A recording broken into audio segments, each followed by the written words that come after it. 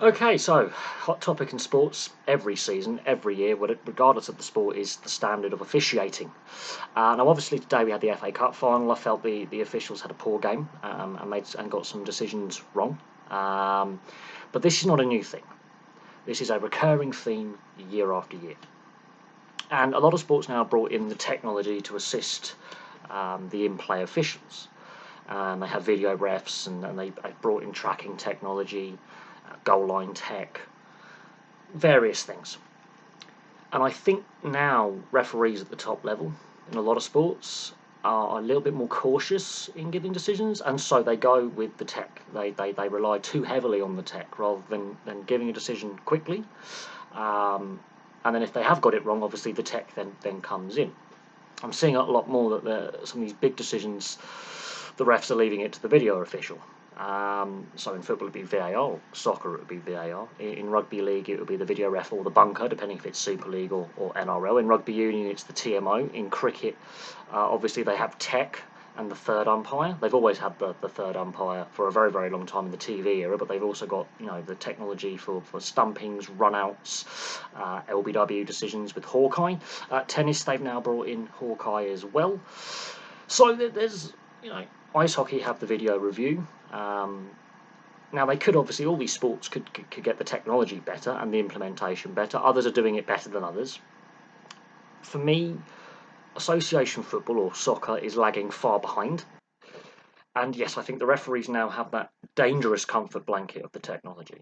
Dangerous. So they're becoming less assertive in their decisions and relying too heavily on it to bail them out or cover their arse rather than going, right, I'm going to give a free kick, I'm going to give a penalty, indirect free kick, whatever the decision may be.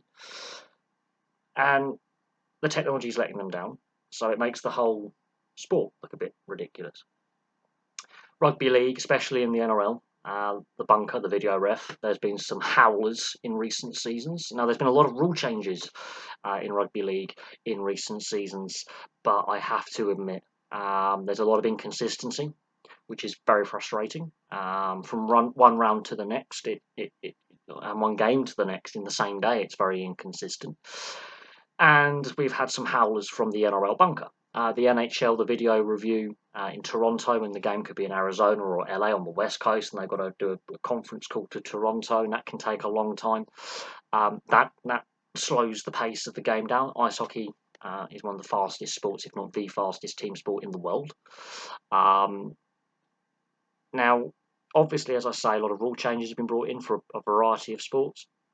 Cricket has had the third umpire for a very, very long time, and video reviews for a long time, but they've now brought in Hawkeye, Snickometer, they same with tennis.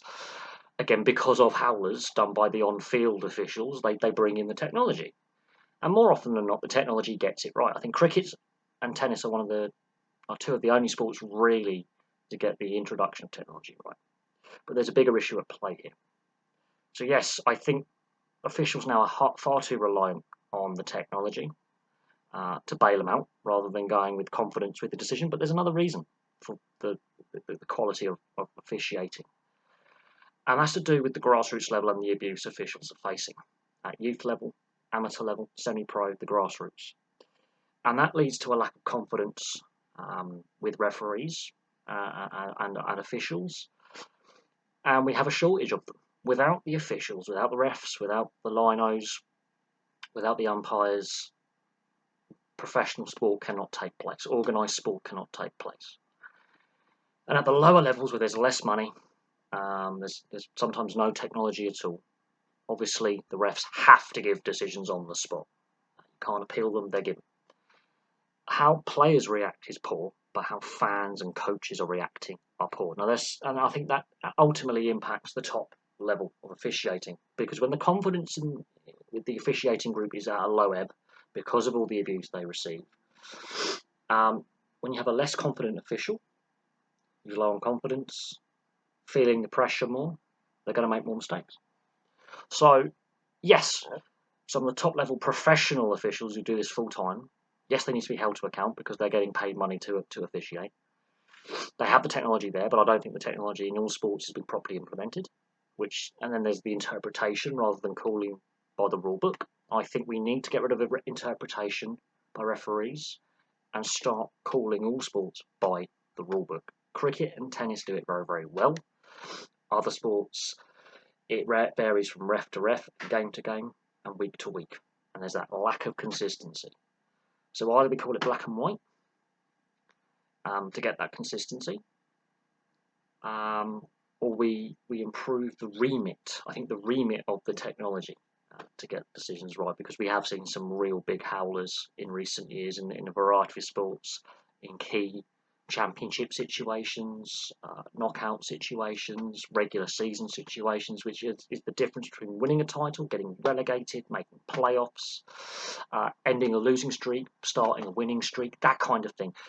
They can lead to coaches losing their jobs, because obviously the losing streak, that result could be the straw that breaks the camel's back. They can cost, teams a lot of money in profit because they're not continuing in, let's say, a knockout competition, or they're not continuing in the postseason playoffs. And it can be the difference between titles being won and lost.